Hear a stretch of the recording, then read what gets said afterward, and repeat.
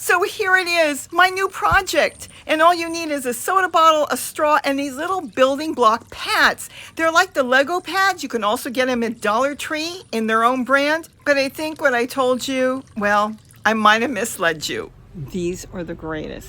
And I'm going home to make something. You're going to see something fantastic because my brain is going wild with this. So if you remember, I took a soda bottle and a straw and a trash can and filled up some water and put my pump on there, and the hummingbirds loved it, but then the fighting started. I was so upset. Only one bird could fit. So I thought by putting this pad on there, multiple can come in. And look how excited they are. They come in by the twos. There probably is room for even some more. It looks so peaceful. But then what started happening is they started to lay on it and roll on it. And they thought, this is great. This belongs to me. I love it. They're rolling on it because it feels so good, these building block pads. Aren't they adorable? Look at how the water flows. And then what happened? The house finches found it. They came in and said, wait a minute. We love this water fountain. We like it too. And then they brought back their mates. Now I have them coming in by the twos. That is a female house finch and the male is underneath. He's trying to show off to his girlfriend that he found the fanciest fountain around. But that didn't stop there. Then the flycatchers that are so fast came in and they're using it too. I don't know what I'm going to do because with all the birds coming in, I think what's going to happen, and the fighting is starting over the pad, I'm going to have to make a whole bunch of them. And I've got all kinds of styles in my head that I will do. Look at this one, sitting on the straw. It's mine, it's mine. Go away. Oh my goodness. Can't I make a fountain that everybody can just be happy with? This has been so entertaining for us to watch, but realistically, I am going to have to make a whole bunch. And look at this adorable Rufous hummingbird male coming in to take a bath. And it's so easy and costs pennies, really, with all the supplies you need. And then whatever pump you want to use. It can be a solar pump. It can be the USB one where you don't even need electricity. We're going to get into how to put this together. It's so fast, so fun, and the birds love it. As you can see, if you don't have hummingbirds, all the birds love it. And they really are usually having a blast, and most of them are quite peaceful. As you can see here, the male Anna's hummingbird and that little female together taking a bath. So now after watching how the hummingbirds and other birds use it, you'll be able to put it together in the fashion in which you like if you want to make some tweaks, knowing the birds will love it. So let's get this fountain together. So what we're going to need for this is a soda bottle. Everybody has a soda bottle. If you don't, you can probably find one in a recycling bin. It could be clear, it could be green, whatever you want. The other thing we're going to use here is what's called a base plate for building blocks. And Lego has them, different companies have them. And you know what? You can get them at Dollar Tree and they don't cost much at all. You can probably get them at Walmart, Target, or any place. See this one? I like the divots on this. I think the hummingbirds are really going to enjoy it. Remember, they have tiny little nails and tiny little feet. Now we need to find the center because what we need to do is make a hole. Stay with me. You'll see I've got all kinds of tricks and things we're going to do with this. Now you can use a straw or you can get tubing because we're going to use a pump with this. It could be a USB pump or a solar fountain pump, whatever you want. Isn't that beautiful? So I just took a straw and I kind of eyed where the center was, crossing it on both sides and made a dot. It doesn't have to be completely perfect. If you're a little bit off, it's not the end of the world, but you want to get an idea of where the center is. Now I'm using a hot soldering iron. I use it all over the garden, all over for fountains and projects. Best thing in the world, so cheap to get, and the handiest tool you can have around. Now you want that hole big enough for your straw or your tubing. Look at that. We're almost done. It's a quick thing to do, but we've got more tips and tricks here because we can't set it up that way. But this is kind of the way it's going to go together. See how the pump is going to be on the bottom and that base plate on the top, but we're not done yet. So the next thing we're going to do is we're going to put a hole towards the bottom of the bottle. Now, keep an eye out how I'm doing it. We're not doing it at the base, but towards the bottom. But I also want holes on the bottom as well. So we're going to kind of put holes all over the base, and then we're going to make a hole big enough so we can get a scissors in there. That's the easiest way to do it. So you stick your scissors in there, and I use this nice small one I've had here forever. And we're going to cut a hole out so we can sit the pump inside. That's the easiest and best way for this setup. Done. You'll see that the pump will slip right in there, and it will sit there. The pump I'm showing you here is a solar pump. As you can see, the panel is to the left and the pump is on the bottom, and this tubing that you can get at Home Depot or online, I've also got it tagged under my description. But stay with me, I'm going to show you how to use a straw, and that you can pick up anywhere.